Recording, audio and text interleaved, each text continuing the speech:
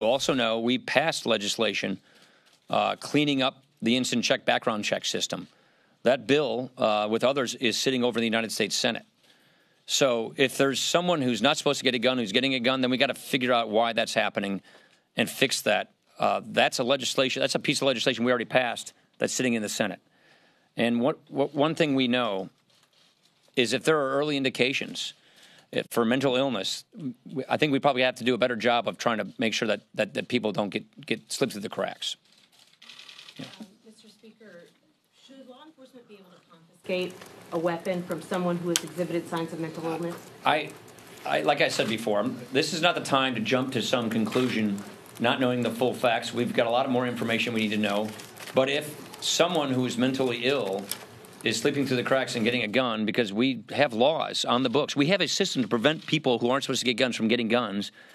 And if there are gaps there, then we need to look at those gaps. That's like the legislation we passed fixing the NICS system.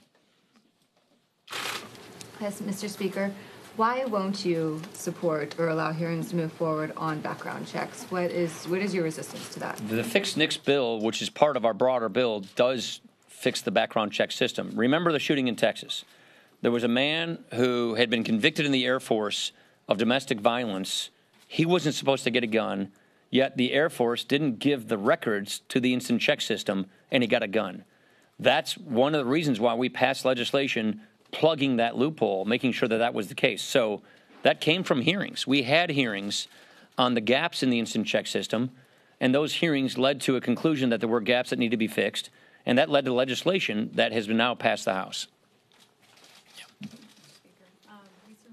The question, I think, is, so you're saying that obviously we need to look into if there's gaps. The Attorney General this morning also said if there's problems, we've got to address it. Something is not right. There's something we've got to fix. Would you consider a select committee, whatever you call it, on this issue? I think Congress should do its job, and that's what we passed mental health legislation 2 years ago because of the underlying mental health problems that were behind these shootings. That legislation is now just taking place. That legislation is now being implemented. We, from early reportings, understand that there may be some mental health issues with this shooting. So the question is, are those laws where they need to be? Is it being implemented properly? Are they being enforced correctly? Remember, we do have laws on the books designed to prevent people with mental illnesses from getting firearms, to design people who have criminal backgrounds from getting firearms. The question is, just like the Texas instance, are those laws working the right way? Are there loopholes that need to be plugged? We found some loopholes that needed to be plugged, and we passed a bill to plug those loopholes. Andy. Would you consider moving this fixed NICS legislation as a standalone bill, or do you consider insisting on these provisions that were sought by the National Rifle Association? Our bill is in the Senate.